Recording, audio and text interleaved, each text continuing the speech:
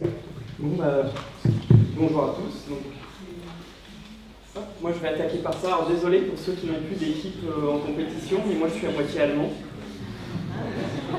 Donc, voilà. Moi, je veux...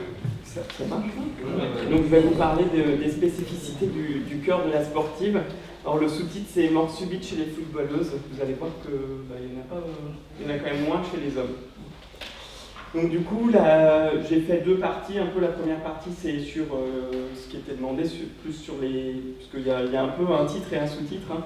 Donc j'ai commencé par les accidents, voir un peu l'épidémiologie des accidents, qu'est-ce qui peut se passer chez les sportives. Alors j'ai pas fait que chez les footballeuses, parce qu'il n'y a pas beaucoup de données. Et ensuite, je vous ai parlé un peu des spécificités qu'on va avoir dans le dépistage, est-ce qu'il y a des différences sur l'électro. Je parlais un petit peu d'échographie, même si ce n'est pas trop la question, et puis sur le test d'effort. Donc la première chose à retenir, et s'il y a une diapo à retenir, c'est que finalement, il y a quand même beaucoup moins d'accidents. Alors là, ce n'est pas le football, c'est les marathons. Si on compare les morts subites chez les hommes et chez les femmes, vous voyez qu'il y a beaucoup moins d'accidents chez les femmes que chez les hommes. Donc ça, c'est la première donnée importante. Et je vais vous montrer différents registres pour bien vous montrer qu'on trouve chaque fois la même chose. Un autre registre, allemand sur 30 mois, des morts subites dans des accidents entre 10 et 79 ans, 144 cas de morts subites, 38 cas de morts subites récupérés. Vous voyez, on n'en récupère pas toutes. Vous voyez, l'âge moyen, c'est 47 ans pour les morts subites et c'est 97% d'hommes. Vous voyez, là encore, une autre étude qui montre que ce ne sont pas les femmes qui font des accidents. Une autre d'Éloi Marijon, là encore, ou une publication dans New England, où on voit qu'essentiellement les accidents surviennent plutôt chez des gens d'un certain âge avec des cardiopathies ischémiques, plutôt si on prend la population générale, ce qui explique un peu la plus faible prévalence chez les femmes. Pour les étiologies des morts subites, toujours cette étude allemande, souvent, on ne trouve pas la cause, mais quand on la trouve, c'est essentiellement des cas de coronaropathie. Donc, dans la population générale, plutôt la coronaropathie, et il y en a moins chez les femmes que chez les hommes. Et puis, si on prend les plus jeunes, là, on en discutera après, mais il y a moins de différence hommes-femmes chez les jeunes, puisqu'on a un autre registre de pathologie. La première cause actuellement, c'est plus la cardiomyopathie hypertrophique ou la dysplasie rythmogène du ventricule droit dans ces nouvelles études, c'est plutôt des choses comme les myocardites, peut-être parce qu'on fait mieux de la prévention, peut-être qu'on les dépiste mieux et qu'on a diminué le taux de mort subite chez les gens qui avaient une cardiopathie sous-jacente. Et là, clairement, pour les myocardites, il n'y a pas de spécificité homme-femme en termes de risque de faire une myocardite. Après, il y a peut-être des différences en termes de pratique sportive et d'écoute des symptômes. Là encore, une autre étude qui est parisienne sur, là encore, c'est pas du football, c'est des courses, de la course à pied dans les régions parisiennes. L'intérêt, c'est qu'ils connaissent le nombre de participants, donc ils savent combien il y a d'accidents par personnes qui pratiquent du sport. Donc là encore, pour vous rassurer, il y avait 13 accidents, 13 accidents majeurs cardiologiques sur 500 000 participants. Ça fait un taux d'accident à 0,0025. Donc on peut rassurer les participants, c'est plutôt à faible risque. Là encore, 100% d'hommes et dans l'immense majorité des coronaropathies, et donc bien évidemment des âges moyens à plus de 40 ans. Alors, comme c'était une session DPC, je vous ai mis les résultats des 6 personnes qui m'ont répondu, donc ça ne va pas forcément être représentatif de la salle. J'avais demandé des choses un peu basiques. Est-ce que les accidents cardiovasculaires à l'effort touchent surtout des femmes, des hommes, des femmes ou en fonction de l'âge? Tout le monde est convaincu que ça touche plutôt les hommes plutôt plus âgés, même si la limite là est un peu faible, plutôt que des femmes jeunes. Et ça s'est décalé, c'est évidemment la coronaropathie et non la cardiomyopathie hypertrophique qui est le premier cause d'accident. Alors pourquoi est-ce que les femmes font moins d'accidents? Madame Delamarche va peut-être parler un petit peu d'hormonologie. Moi, j'ai pas beaucoup Il y a beaucoup de suppositions, il n'y a pas beaucoup de choses que j'ai trouvées qui sont très très bien faites.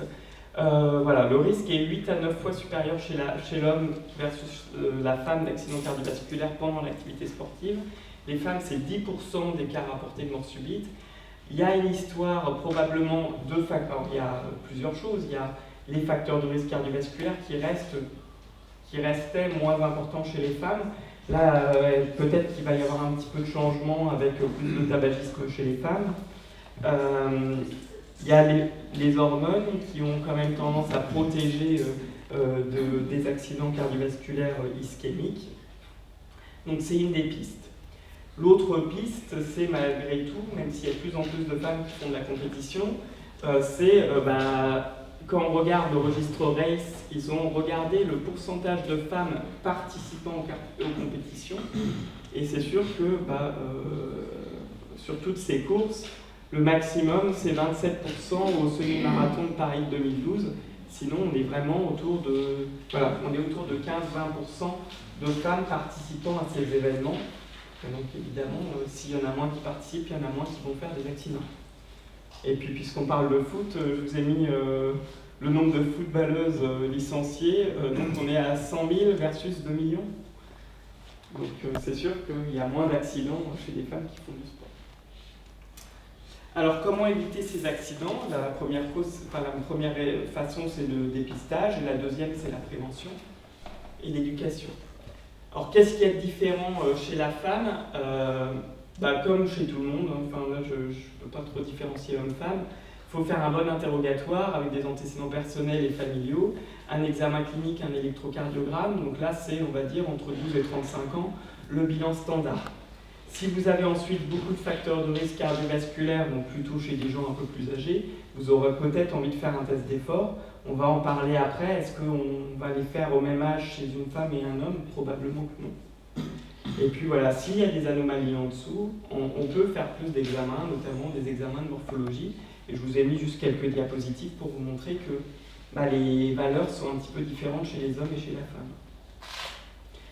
Alors, c'est parce qu'il fallait bien que je trouve des questions pour le DPC, donc j'avais un petit peu abordé ça, donc je vous ai quand même mis les réponses. Il faut bien sûr penser à des choses simples. C'est pas parce que vous êtes une femme que vous ne pouvez pas avoir une cardiomyopathie hypertrophique. Et si le papa de la jeune fille que vous voyez en consultation, il a une cardiomyopathie hypertrophique, il faudra faire le même bilan que chez un homme. Il n'y aura pas de variation du tout.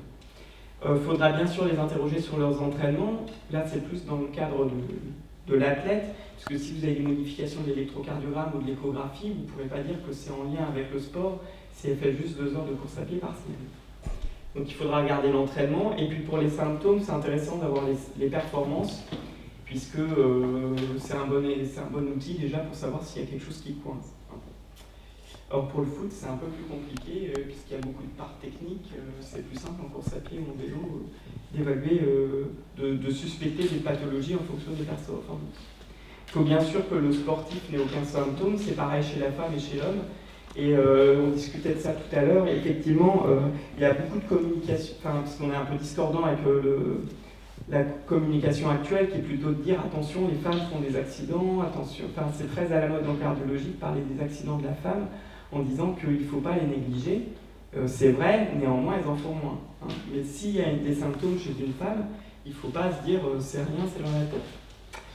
L'électrocardiogramme, il doit être normal. On a le droit d'avoir une fréquence cardiaque lente, et ça, on va en discuter après. Alors, je vous ai mis un peu de réponse du DPC. Une sportive de 29 ans dont le père présente une cardiomyopathie hypertrophique, est-ce qu'un examen clinique et un ECG normal permettent de signer un certificat de contre-indication? Ben non. Il y a une antécédent familial, il va falloir faire plus d'examens. Donc, il y avait quand même plus de la moitié qui ont trouvé la bonne réponse. Alors, est-ce qu'il y a des modifications de ce bilan de base chez la femme? Alors, je vous ai trouvé une basketteuse de 2,18 m. Là encore, c'est pas le 2,36 m que je montre à la capacité chez l'homme. Il y a moins de modifications quand même que chez les hommes. Il faut garder à l'idée que le sport peut entraîner des modifications et que des sportifs qui sont hors normes parce que ça favorise leur pratique, ils vont aussi avoir des modifications cardiologiques un petit peu différentes.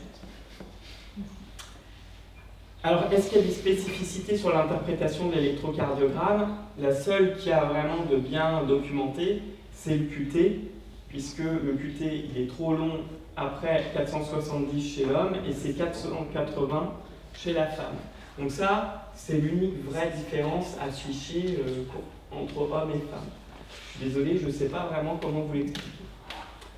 Après, il y a d'autres choses qu'on voit, mais il n'y a pas beaucoup de données de la littérature. Les femmes, elles sont quand même moins fréquemment bradycardes que les hommes. Enfin, les sportifs qui sont autour de 30 battements par minute, on en voit de temps en temps. Des femmes sportives autour de 30, il y en a quand même un peu moins. Mais là encore, c'est un peu biaisé. Nous, on a une plus grande population d'hommes qui vient consulter que de femmes pour la cardio.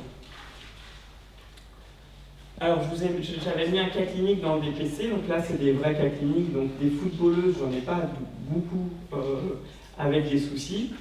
Donc là, c'est une patiente de 40 ans qui faisait de la course à pied et qui venait pour un certificat d'absence de contre-indication, elle se plaignait de rien, et clairement, son électrocardiogramme était pathologique. Est-ce que vous signez son certificat? Il y a eu 100% de non, et 100% des personnes l'adressaient au cardiologue devant le microvoltage, et les ondes étaient négatives dans quasiment tout le précordé. Donc ça, c'était une patiente qui avait une dysplasie arythmogène du ventricule droit, et là, typiquement, il n'y a pas de prévalence homme-femme en termes de risque. Alors, ça on peut passer, voilà, c'était le seul point vraiment intéressant. Bon, la question est peut-être mal posée. Voilà, les QT est pathologique au-dessus de 480, donc il est effectivement aussi pathologique après 500. Alors, est-ce qu'il y a des variations au niveau de l'échographie de l'athlète? Donc oui, il y a des variations. Il y a quelques études quand même qui sont intéressées spécifiquement à la femme. Donc je ne pense pas que c'est vous qui ferez les échographies, néanmoins, si vous voyez un compte rendu passé, ça peut être intéressant de se dire si ça a l'air cohérent ou pas. Et vous voyez, donc là c'est des études du groupe de Sharma à Londres, vous voyez que chez des athlètes masculins, notamment chez les sportifs d'origine africaine, vous pouvez avoir des hypertrophies qui se chevauchent avec la cardiopathie hypertrophique, parce que normalement le diagnostic c'est supérieur ou égal à 15 mm, voire 13-14 en cas de forme familiale. Vous voyez qu'il y a quelques athlètes, donc on est à autour de 3%, notamment des Africains, qui peuvent avoir un cœur qui ressemble à une cardiopathie hypertrophique.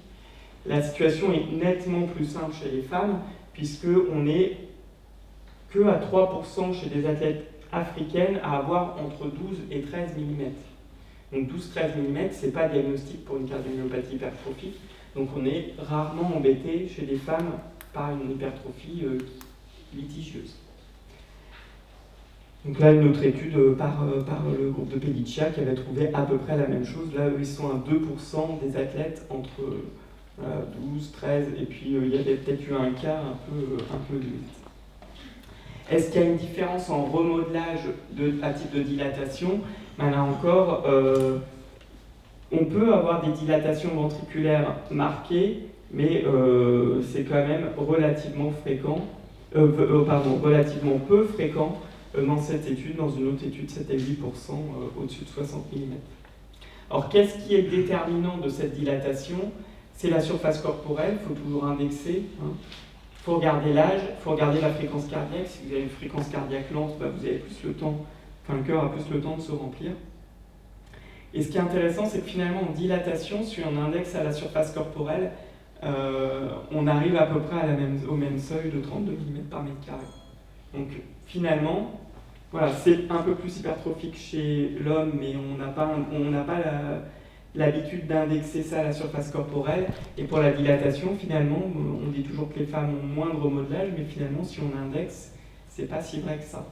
Donc c'est vraiment des athlètes de haut niveau. Alors pour ce qui est du test d'effort, est-ce que ça a un intérêt chez la femme? Là, je vous ai mis une étude d'Éloi Marie-Jean sur justement les morts subites en fonction du sexe et de l'âge. Et vous voyez que ça c'est l'homme, ça chez la femme.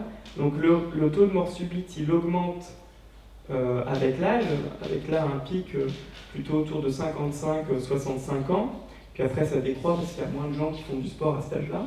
Enfin du sport en compétition, même un peu moins fréquent. Et vous voyez que pour la femme, finalement, il n'y a pas vraiment, enfin, il y a peut-être une petite tendance à augmenter avec l'âge, mais c'est pas si vrai que ça, parce que voilà, avoir une cardiomyopathie, hypertrophique, une dysplasie lactogène, c'est pareil chez les hommes, chez les femmes, mais pour la coronaropathie, évidemment, chez les femmes. Donc ça, vous le connaissez chez le sportif global. Pour savoir s'il faut faire un test d'effort, il faut regarder le niveau d'activité physique déjà réalisé, le niveau d'activité physique souhaité, on stratifie le risque cardiovasculaire, puis ensuite il y a des ABAC, en gros, pour savoir si le risque est élevé, il faut faire un test d'effort, enfin le risque cardiovasculaire de coronaropathie élevé, on peut faire un test d'effort. Ça dépend si on est sédentaire ou actif. On va passer ce qui ne concerne pas les femmes. Et vous voyez que si on prend le risque score, donc le risque pour savoir si on a un risque cardiovasculaire élevé, on est quand même bien plus dans le vert chez la femme que chez l'homme. Alors, je vous ai mis un cas pratique que j'avais mis dans l'évaluation du DPC. Je vous ai mis une patiente de 72 ans, cyclotouriste, elle fait 15 heures de vélo par semaine, 300 km par an.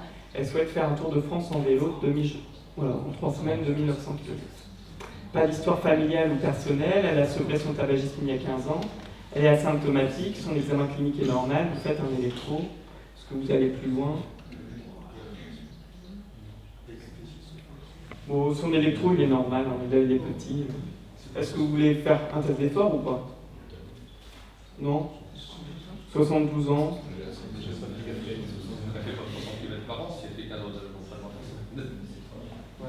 Oui, c'est ça. Oui. Non, c'est par semaine. Oui, il y a une erreur dans mon truc. Oui, oui. Merci. Il n'aurait pas vraiment pas vu ça. Mais le cas clinique est vrai. Bon, alors nous on lui avait fait un test d'effort à cause de son âge. C'est vrai que c'était mitigé dans les réponses et j'ai pas forcément... Il n'y a pas de réponse forcément dogmatique.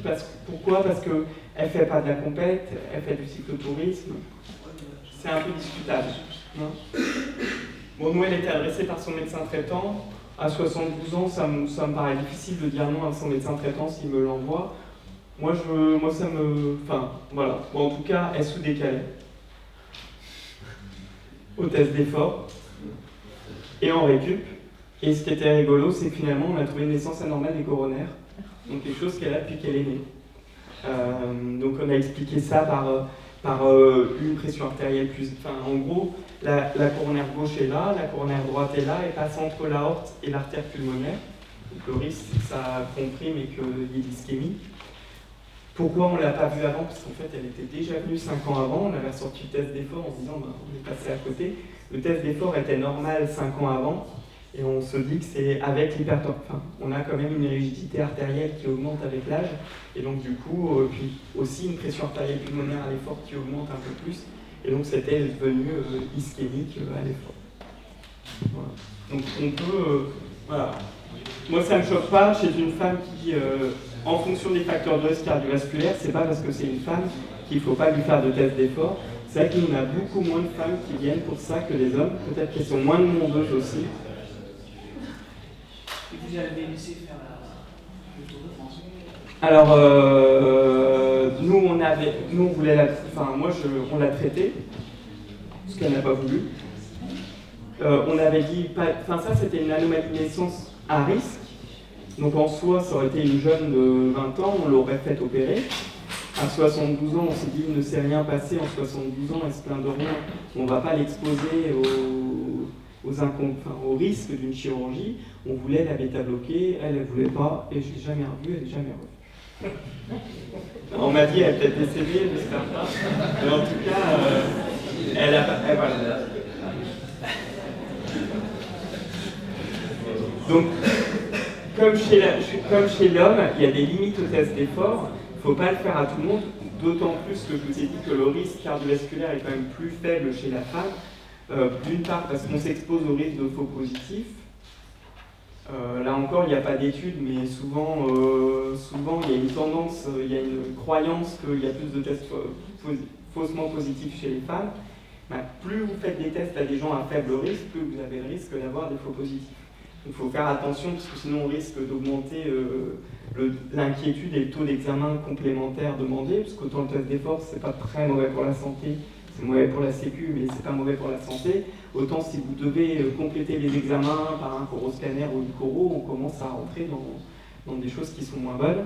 Et puis l'autre point, c'est qu'on peut quand même aussi avoir des faux tests, des tests d'effort qui sont faussement rassurants. Et jusqu'à présent, je disais que j'avais la chance que ça m'était jamais arrivé. Ben, ça m'est arrivé avec une femme. C'était un peu particulier. C'était une dame qui a fait une embolie pulmonaire grave, thrombolisée, 15 jours de réanimation. 3 mois après cet épisode, elle est toujours un peu essoufflée, donc je la vois. À la demande de son médecin traitant, l'échographie qui avait été faite quelques semaines avant de réévaluation était normale. Je lui fais un test d'effort, il est strictement normal, elle est à plus de 100% de la normale. Je lui ai dit, écoutez, avec 3 semaines, enfin, je sais plus, elle a fait quelques semaines de réanimation, je lui ai dit, c'est peut-être un peu normal que vous soyez un peu moins bien. Et une semaine après, elle a occlu son IVA, parce qu'elle a une maladie, elle doit avoir une maladie, une coagulopathie. Donc du coup, elle a occlu son IVA, et comme elle ne fait pas les choses à moitié, elle a fait son arrêt cardiaque. Heureusement, elle avait appelé le SAMU avant, et elle a été prise à charge à temps. Donc voilà. Alors les coronarographistes m'ont dit, tu vois bien que le test d'effort ne sert à rien. Je leur ai dit, tu aurais fait la coro avant, est-ce qu'elle aurait été normale? Ils m'ont dit, bah non, c'était un thrombus. Donc voilà, le test d'effort, il ne prédit pas le risque d'accident. Il permet juste de dépister quelque chose qui est déjà rétréci et qui n'est pas... qui ne parle pas. Donc, le cas d'avant, on a dépisté quelque chose d'intéressant, mais la dame dont je vous parle, le test d'effort, l'a rassurée finalement pour rien. Après, je lui avais quand même dit, si ça va moins bien, il faut consulter. Et donc, c'est ce que je fais souvent à la fin de mes tests d'effort. Je leur dis que ce n'est pas non plus une assurance tout risque et que s'il y a des symptômes, ça ne change rien. Les symptômes, c'est engorge, dyspnée du corps, palpitations, syncope, ou même une baisse de performance inexpliquée. Et ça, c'est une indication à faire des tests d'effort chez l'homme, chez la femme, chez l'enfant. Voilà. L'autre point important, c'est qu'il faut éduquer les sportifs en disant de faire attention quand il fait trop chaud, etc. Il faut qu'ils soient formés aux gestes de premier secours. Et voilà, donc pour conclure et pour pas trop dépasser le temps de parole, les femmes sont moins à risque d'accident. Pourquoi ? Surtout parce qu'il y a une moindre incidence de coronaropathie et que c'est la cause numéro 1 d'accident lors de la pratique sportive. Et même chez les femmes, il ne faut pas négliger les symptômes et il faut les prendre en considération et explorer s'il y a des symptômes. Voilà, donc s'il y a des questions...